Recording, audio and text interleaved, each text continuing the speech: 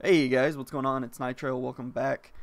So I'm gonna actually try and get out a couple commentaries for you guys today. I have a ton of clips saved up and I don't know if I'm gonna edit a compilation together. I got a lot of stuff going on in my life. I might be getting a huge promotion soon, so I probably won't have any time to do YouTube, so I want to do some while I can. But I wanted to do more traditional commentary stuff and see if I can help my channel grow. I don't know exactly what I'm going to title this video, but probably something along the lines of death. I really thought that, I should come on here and use my channel as a platform to talk about this. This is a subject I'm far too familiar with, personally, and I just wanted to come on and kind of share my feelings with y'all. Everyone who's on this channel, it's great to have support from you guys. Ryan, Rebel, all you guys. I'm sorry I can't remember everyone's names. Those are just the two that keep showing up in my live streams. And then even my friends from real life, Matt, Dom, I appreciate y'all.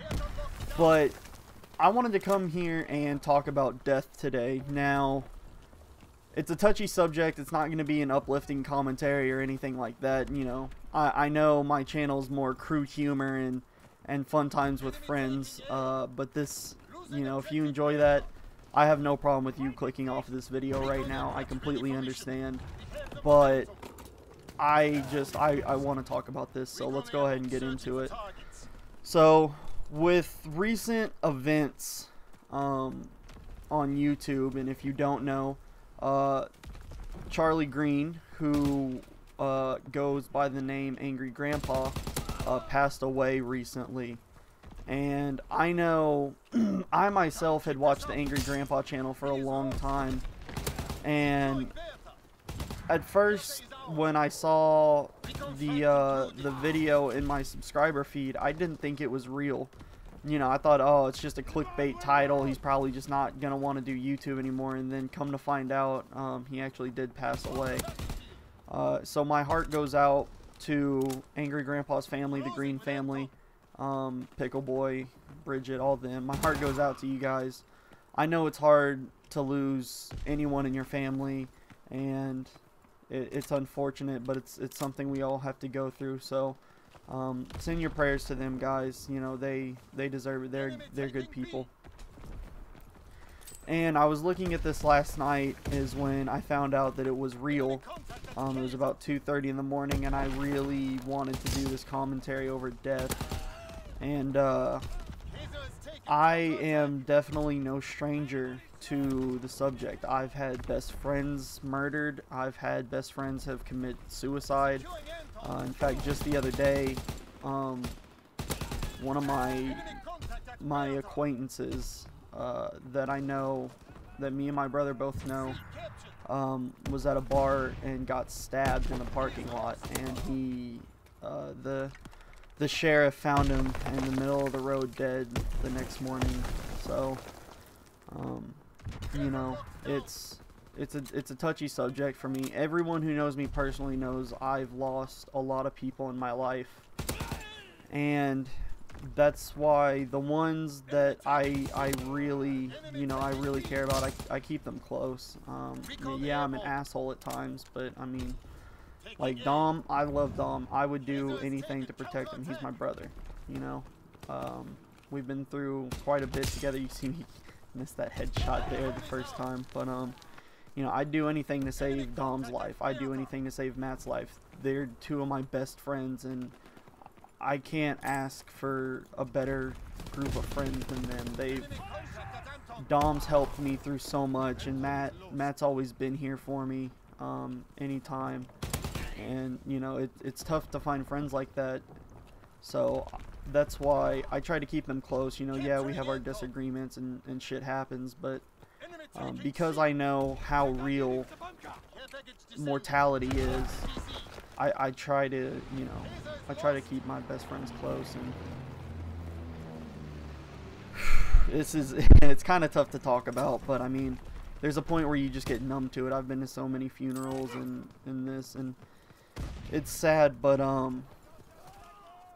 I also wanted to come here and set the record straight is not only is death an inevitable part of life, it's something you can't run away from, it's something all of us have to experience at one point or another, but that's my greatest fear. My greatest fear is dying, and that's why, you know, sometimes people will be like, hey, let's go out, and I won't, just because, you know, what if I get in a car crash or something like that. You know, it's not necessarily that I'm scared to admit it, it's just, it's a touchy subject for me, you know. But yeah, I don't know if it's technically a phobia, because it's not like I never go out of my house, but I've canceled plans just because I was scared of what would happen, you know. It's crazy to think that, you know, one minute you're talking to this guy, and then you have plans later that night, and 15 minutes later he's gone forever and you'll never see him again. That's happened to me, and it's hard, you know. No one likes talking about it, but I have just this fear, and I have since I was 8. I've had a fear of dying. And, you know, when I was 8, I was in the backyard helping my dad do yard work, and then I went into the bathroom to like go wash up or something, and I don't know why I just looked in the mirror and realized that I was gonna die one day, and that really messed me up. And so I told my mom, and she's like, oh, don't worry about it, that won't happen for a long time. And I, you know, after that point, I kind of like didn't really worry about it too much, you know. I was a kid, you know, I was just trying to live my life. And the fear, I don't want to say I had mostly forgotten it, I just suppressed it. And the fear came back my freshman year, when the most influential person in my life passed away, and my grandfather. And it's rough to talk about, because I mean he kind of raised me, and I never got to tell him how much he meant to me. And I'm getting a little emotional, sorry guys, but I mean, no, I never got to tell him how much he meant to me. I never said I love you to him, and I realize now how important those kind of things are, you know.